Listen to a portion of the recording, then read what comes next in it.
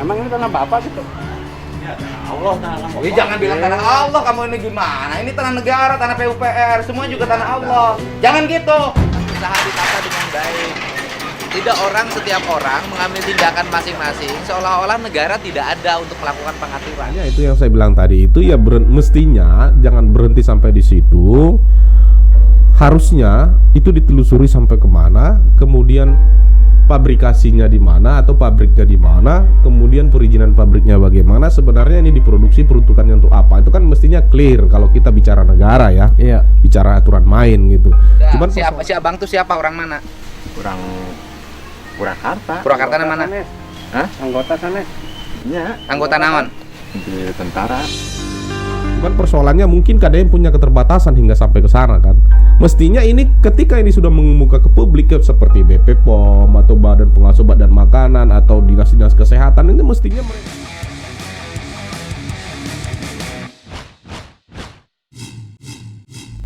Selamat datang di channel Satrio Musido Library. Kali ini kita mau bahas konten Kang Deddy Mulyadi tentang Ciu ya Bang ya. Ciu dan juga pada akhirnya menemukan bangunan-bangunan liar di tanah negara yang berdiri dan tidak ada IMB-nya atau izin mendirikan bangunannya. Pasti. Karena itu harusnya daerah tersebut adalah jalur hijau kan. Jalur hijau. Itu. Kita bahas satu masalah dulu soal Ciu ya. Ciu Ciu ini memang sebelumnya adalah kayak semacam minuman tradisional satu wilayah tertentu gitu kan. Namun kemudian karena memang Ciu ini kemudian diracik dan ditambah-tambah lagi bahannya, seperti ada bahan-bahan kimia etanol, kemudian juga ditambah lagi macam-macam sehingga tingkat alkoholnya ini sangat tinggi dan potensial untuk membuat orang jadi bisa mati bahkan gara-gara minum Ciu ini. Tapi di luar hal tersebut mungkin Abang ada pandangan bagaimana soal bisnis Ciu. Mungkin jangan-jangan ini ada kartel di belakangnya nih. Bukan hanya sebatas pemain atau produsen 1-2 orang begitu. Saya tertarik ini ya, video ini memang itu benar tuh videonya KDM itu. Karena ada beberapa aspeknya menjadi problem sosial di sana dan problem kebijakan. Yang paling pertama, dia kan karena ketemu Febri itu, kemudian ketahuan dia pengkonsumsi Ciu dan sampai ditanya udah kayak detektif gitu kan, ditelusuri kemana ini semua. Akhirnya ketemu ini transaksinya itu ada di di tempat penjual kayu itu ya. Iya, penjual kayu itu ternyata tempat ini adalah di lahan negara. Artinya dikuasai secara tidak sah atau secara ilegal. Nah, yang menarik itu saya mau pecah dulu jadi dua masalah. Yang paling pertama masalah penguasaan lahan, dan yang kedua masalah bisnis Ciu ini. Kalau dianggap ini memang masalah yang ilegal, mestinya kan bisa ditelusuri itu sampai bagaimana distribusinya itu hingga sampai ke Jawa Barat. Betul. Nah, kalau yang video yang kita lihat itu kan masih berhenti kepada penjual yang mensuplai atau yang jadi distributor hingga sampai ke Jawa Barat itu, atau sampai ke Purwakarta itu, atau sampai ke daerah yang kemarin itu digusur itu kan belum tahu nih. Belum tahu. Kan mestinya kan ditelusurinya sampai ke sana. Detektifnya harus sampai ke sana. Sampai ke sana. Artinya ini kan problemnya itu adalah ada konsumsi karena ada penjual pengecer, ada pengecer karena ada distributor, ada distributor karena memang ada produsen yang memproduksi. Nah, ini tangganya ini sampai ke produksi ini bagaimana? Ya kan? Apakah berhenti di sampai ke distributor atau memang harus ditelus sampai produsen? Nah, di produsennya ini tentu saja ada ruang kebijakan yang perlu dibenahi. Apakah memang Ciu ini memang diperuntukkan untuk retail begitu atau diperdagangkan seperti itu, atau memang ini peruntukan lain ini diproduksikan? Ini kan yang belum tahu. Nah, bagaimana perizinannya, bagaimana BPOM-nya, dan bagaimana pajak-pajaknya segala macamnya, layaknya sebagaimana barang yang diproduksi untuk dikonsumsi oleh manusia gitu. Nah, ini kan belum kelar sampai video ini. Nah, ini sekarang apakah KDM akan mendorong ini oleh negara ditegasin bahwasanya ini efeknya sampai seperti ini, seperti yang dia persoalkan itu kan secara moral KDM merasa bahwasanya ini tanggung jawab kita untuk menyelamatkan generasi. Karena ada usia 10 tahun udah kecanduan ciu. Ada yang kecanduan ciu sampai meninggal, ada yang sampai dirawat. Nah, masalah-masalah hilir ini kan menjadi masalah yang ditampung oleh KDM sekarang. Tetapi apakah masalah hilir ini bisa diselesaikan hanya berhenti di masalah penjual, atau dia harus telusuri juga, tegasin juga sampai hingga masalah produksi gitu. Produksi dan peruntukannya, perizinan segala macam. Memang ini konteksnya akan lebih besar. Nah, pertanyaannya kan siapa yang melakukan distribusi hingga ke sana? Apakah ada orang-orang tertentu seperti abang bilang tadi? Apakah ada jaringan mafia ciu yang sedang bermain kan gitu, kita nggak tahu kan. Nah, mestinya keburu ini sudah dimulai KDM, sudah dipublish ke media. Kita berharap ini tidak hanya sebatas jadi tontonan, tapi ini jadi tuntunan bagi kita semua, terutama bagi pengambil kebijakan agar menyelesaikan masalah hulunya.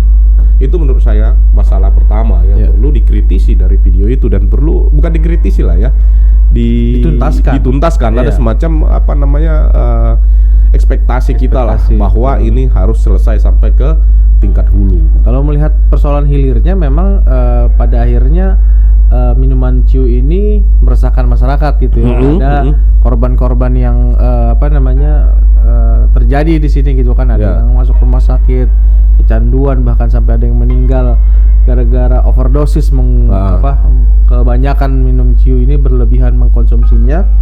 Sehingga memang harus dicari tahu gitu kan, minuman ciu ini sebenarnya untuk kalangan kelas yang mana gitu kan, usia berapa gitu kan, atau kalau memang ini mau dijadikan satu konsumsi minuman baru, emang harus diperjelas BPOM-nya, harus diperjelas perizinannya dan sebagainya gitu kan. Jangan ini dijadikan sebagai minuman yang dikonsumsi secara liar tapi dan menyasar siapa saja gitu, termasuk anak-anak gitu kan. Konsumsi massal gitu kan. Betul juga, bisa jadi ini ada mafianya, ada kartelnya gitu kan. Ada orang-orang yang boleh jadi pemangku kebijakan pun bermain di sini gitu kan. Nah, karena ada potensi keuntungan di sini gitu kan. Kalau memang mau cari laba di sini, kenapa enggak gitu? Jangan-jangan ada seperti itu juga yang kita takutkan. Nah, makanya itu yang saya bilang tadi itu ya, mestinya jangan berhenti sampai di situ. Harusnya itu ditelusuri sampai kemana, kemudian pabrikasinya di mana atau pabriknya di mana, kemudian perizinan pabriknya bagaimana, sebenarnya ini diproduksi peruntukannya untuk apa. Itu kan mestinya clear kalau kita bicara negara ya. Bicara aturan main gitu. Cuman persoalannya mungkin KDM punya keterbatasan hingga sampai ke sana kan. Mestinya ini ketika ini sudah mengemuka ke publik seperti BPOM atau Badan Pengawas Obat dan Makanan atau dinas-dinas kesehatan, ini mestinya merespon ini gitu loh. Biar ini tidak kerja sendirinya KDM, dia membuka ini aja ke publik dengan semua rentetan yang dia jalankan, dari mulai ketemu orang yang konsumsi sampai orang yang jual. Semestinya kan sudah disyukuri bahwasanya ada problem-problem yang memang selama ini abai, selama ini dianggap tidak ada, ternyata menimbulkan masalah besar gitu. Kalau memang minuman ciu ini ternyata dianggap berbahaya, ya harusnya segera ditindak oleh tugas hukum kan begitu. Ya kan. Jadi makanya saya bilang jangan hanya sebatas tontonan, mestinya jadi tuntunan bagi siapa saja, termasuk pemangku kepentingan atau pembuat kebijakan atau pengawas kebijakan, untuk melakukan langkah-langkah agar ini tidak hanya sebatas tontonan-tontonan di YouTube begitu saja gitu. Dan itu menjadi semacam amunisi untuk melakukan perbaikan. Jadi kalau bicara menyelamatkan generasi ya komprehensif. Jangan kita menyelamatkan generasi, ada korban sekian orang, itu terus kita lokalisir, kita selesaikan. Yang lain tuh berarti akan ada potensi korban di daerah yang lain kan, di kabupaten kota yang lain kan. Ya karena distribusinya kan ada ke kota-kota lain. Iya, gitu kan. Nggak mungkin dia distribusikan hanya tempat si Febri itu aja, atau cuma di Purwakarta doang. Kalau misalkan itu bicara Jawa Barat, berarti ini ada kemungkinan di daerah-daerah yang lain juga kan gitu. Nah, berapa juta botol atau berapa juta liter itu yang terdistribusikan dan terkonsumsi oleh masyarakat yang tidak terdeteksi, kalau misalkan tidak ditelusuri sampai hingga distributor utamanya. Iya betul. Per hari itu ya, belum minggu, bulan, berapa keuntungan yang didapat, kemudian juga berapa korban yang berjatuhan, itu yang paling penting di hal minuman ciu ini. konteks kedua yaitu soal tadi ini lagi konteks kedua itu tadi. Konteks kedua yang saya maksud itu termasuk itu. Jadi Ciu ini akhirnya mendapatkan momentum untuk melakukan penggusuran. Tapi kita mau lagi-lagi kita mau bicara tentang kebijakan negara ya, bahwa terjadinya penguasaan lahan secara ilegal atau pendudukan lahan negara sebagaimana dalam video itu, menurut saya itu tidak terjadi begitu saja. Betul. Artinya ada proses sampai ke tahap itu. Kalau kita lihat dari bangunan-bangunan yang ada bisa dikatakan semi permanen, yang selayaknya itu mendapatkan izin mendirikan bangunan, iya kan? Tetapi kenapa itu bisa berdiri tanpa INB? Otomatis kan nggak ada INB di sana. Karena apa? Lahannya bukan pemilik bangunan yang punya, lahannya bukan milik dia gitu loh. Sementara pas syarat INB itu kan harus ada surat-surat yang jelas, kepemilikan tanah yang jelas kan gitu. Ini kenapa itu berdiri, dan itu bukan 1 tahun 2 tahun menurut saya. Itu pasti ya 5-10 tahun mungkin itu terjadi. Nah, kenapa itu bisa terjadi? Pertanyaannya kan, siapa yang tidak melakukan pekerjaannya untuk menertibkan itu sejak awal? Itu juga yang ditanya sama Kang Deddy Mulyadi di kontennya kan seperti itu, bahwa ada yang abai dengan situasi ini kan seperti itu. Termasuk ya negara juga tidak sedari awal gitu kan, kalau memang ini sudah jelas ruang hijau, dia juga jangan dijadikan lahan ini jadi lahan bisnis gitu kan, karena kan status tanah adalah status status tanah pemerintah atau tanah negara, bukan status tanah hak milik kan seperti itu. Jadi bisa jadi mungkin ada yang bermain di dalam tanah ini sendiri gitu ya, dalam artian entah itu nanti ada bayar sewa kontrak gitu kan dari orang yang mendirikan bangunan di sini ke orang yang memberikan kontrak atau sewa tanah seperti itu, padahal tanahnya sendiri lagi-lagi bukan tanah milik personal tersebut yang memberikan kontrak gitu kan. Kalau biasanya yang seperti itu yang bermain ya boleh jadi dari oknum-oknum yang ada di sekitar itu, lingkaran institusi ini gitu loh. Nah, makanya saya bilang kan yang kita lihat itu kan terjadi pembongkaran, kemudian ada yang menangis, ada yang nggak terima, ada yang ada yang ya merasa kehilangan.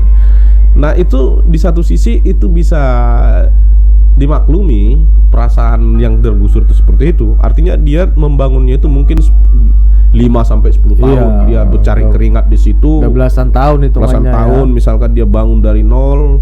Akhirnya dalam seketika itu harus rata oleh ekskavator tanpa ada tanpa ada bisa menuntut hak apapun. Karena memang sejak awalnya memang tanah itu bukan milik dia, misalkan dia bawa. Tetapi ini bisa terjadi karena apa? Karena ada pembiaran sejak awal. Kalau misalkan seperti yang bilang, kalau ini memang peruntukannya ini, tata ruang ini misalkan untuk jalur hijau, tanamilah yang bisa membentengi agar lahan itu tidak dimasuki oleh masyarakat atau tidak diklaim oleh orang lain. Tanamilah, pagarilah, kan begitu. Kalau hanya sebatas dia sudah ada pelangnya, seberapa persen orang memiliki kesadaran? Sedangkan digusur aja kadang-kadang orang melawan, apalagi hanya ditempel oleh pelang dipidana apabila menguasai lahan ini misalkan.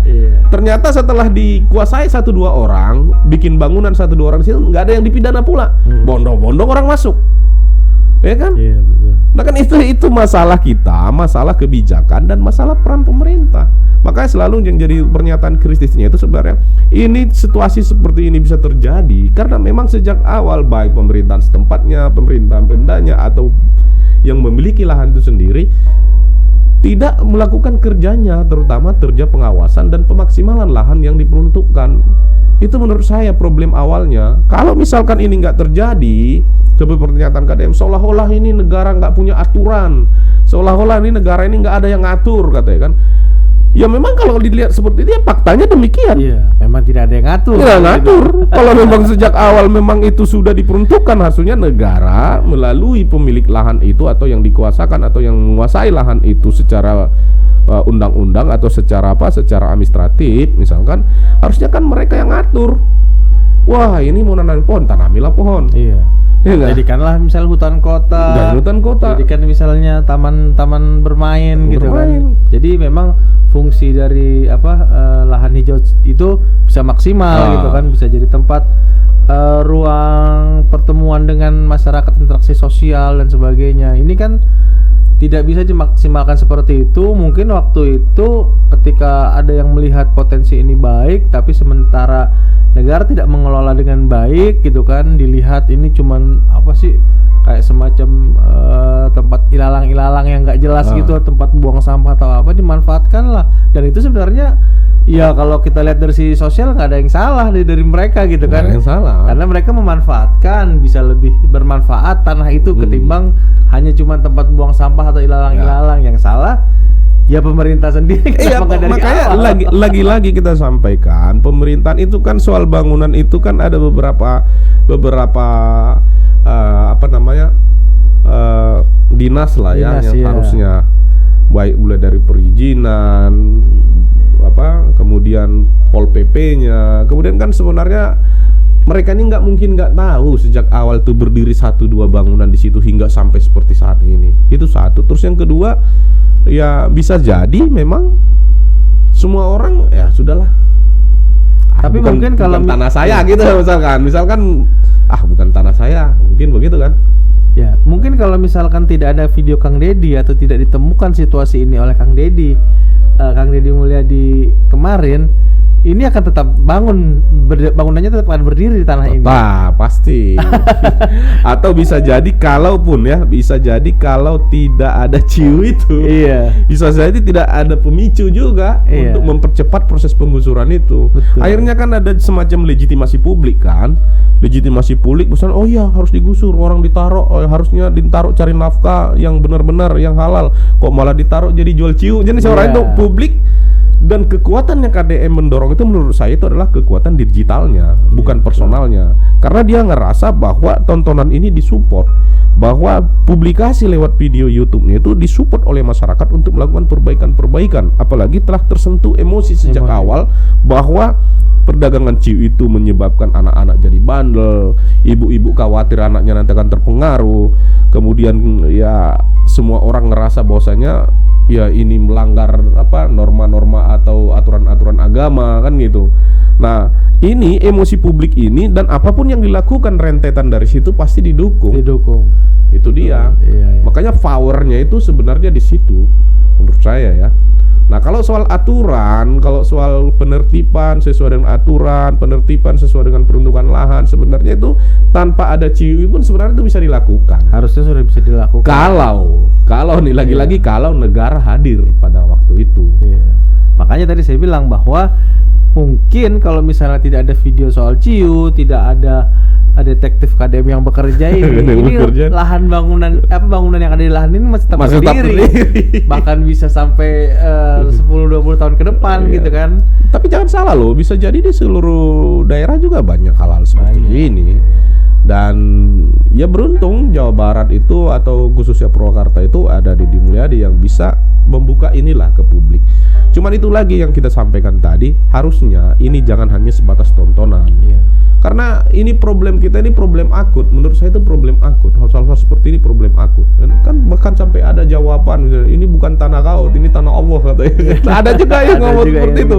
Ya kan? Artinya kita dalam bicara bernegara itu ada semacam udah semacam ketidakpercayaan terhadap aturan hukum yang ada. Memang ya ini diciptakan oleh Allah semua gitu Tuhan yang ciptakan semua yang ada di bumi ini kan gitu. Kalau kita bicara religi gitu. Tetapi kan persoalannya nggak mungkin tidak ada pengaturan. Untuk pengaturan itulah hadir negara. Tetapi kalau negara tidak menjalankan perannya untuk melakukan pengaturan dan pengawasan, ya kekacauan dan pernyataan-pernyataan seperti itu bakalan muncul, bakalan terjadi gitu. Nah, masalahnya selalu ya rakyat pasti akan kalah, akan musnah kan gitu. Dia bicara negara, legalitas nggak punya, ya kan? Dia bicara tentang kesempatan untuk memperoleh akses akan lahan, ya dia tidak punya tidak punya hak, alas hak. untuk menguasai itu. Makanya Menguasai wilayah itu ya. iya, apa yang dia jadikan sebagai sumber kehidupannya, apa yang dijadikan sebagai sumber ekonominya, dan apa yang dia bangun di lahan itu akhirnya musnah begitu saja. Yang ada hanya ya udah isak tangis saja, nggak ada yang lain. Hanya meratap aja gitu. Mau meratap aja. Nah itu tadi makanya harusnya Ganti kan rugi juga nggak ada hak mereka dapat ganti Nggak rugi. ada. Ya kan? Paling ya yang sudah dibangun, misalnya ada barang-barang di situ ya diselamatkan. selamatkan paling itu. Paling itu kalau bangunannya ya udah rata dengan tanah. Makanya kan saya kadang-kadang berpikir gini, kira-kira orang yang harus bertanggung jawab mengawasi nih lahan ini, orang yang bertanggung jawab harusnya sejak awal menertibkan ini, jangan membiarkan ini terjadi. Kira-kira perasaannya gimana gitu? Iya. Gara-gara saya nih manusia-manusia ini, orang-orang ini jadi kehilangan mata pencarian gitu. Harusnya kan kalau dia nggak mencari di situ, atau kalau sejak awal itu sudah memang terblokade, nggak boleh mendirikan bangunan atau tidak boleh berusaha di situ, berarti kan mereka tidak menggantungkan harapan di lahan itu kan. itu. Pasti dari tempat yang lain, bisa jadi misalkan di tempat yang lain dia akan bangun lebih baik gitu. Ya, ya begitulah kejadiannya. Yang pasti dari video belakangan ini yang paling menarik kita tunggu adalah detektif KDM ini bekerja mencari di mana produsen Ciu ini. Distributor dulu. Distributor dulu ya, Distributor untuk Jawa Barat nih, belum ketemu nih di videonya, Iya, belum iya. kita lihat. Itu satu, sama di mana produksinya. Produsennya, Iya, ya kan, yang betul. produksi. Bagaimana rantai pasoknya ini, kita kan belum ketemu. Terus yang kedua, nah setelah ini akan kita lihat bagaimana pengawasan dan komitmen dari penyelenggara negara untuk memaksimalkan lahan hijau. Iya, itu. betul. Dan bisa jadi ada ada mungkin Kang Deddy menemukan wilayah-wilayah lain, Iya. setidaknya di Purwakarta yang memang berdiri bangunan-bangunan liar di atas tanah negara Ya. gitu kan. Dan itu memang harus diselesaikan, nggak hanya di Purwakarta, nggak hanya di Jawa Barat, di Indonesia itu harus diselesaikan supaya nggak Ya, ada persoalannya. Pertanyaannya bagaimana dia bisa menjangkau seluruh Indonesia kalau dia hanya bekerja di dapilnya saja. Bagaimana dia bisa bekerja untuk seluruh Indonesia kalau dia tidak boleh jadi presiden? Ya, paling gitu aja lah untuk saat ini, teman-teman. Tinggalkan komen di video ini untuk mendukung terus Kang Deddy Mulyadi mencari masalah, menyelesaikan persoalan ini, karena ini juga walaupun persoalan yang sifatnya sosial, namun di dalamnya Ada soal kebijakan kebijakan negara seperti itu. Dan juga tetap dukung channel kami Satrio Busido Library untuk tetap komitmen mendukung dan juga memberikan pendidikan politik kepada masyarakat Indonesia, terutama pendukung Kang Deddy Mulyadi. Asik. Sampai di sini dulu.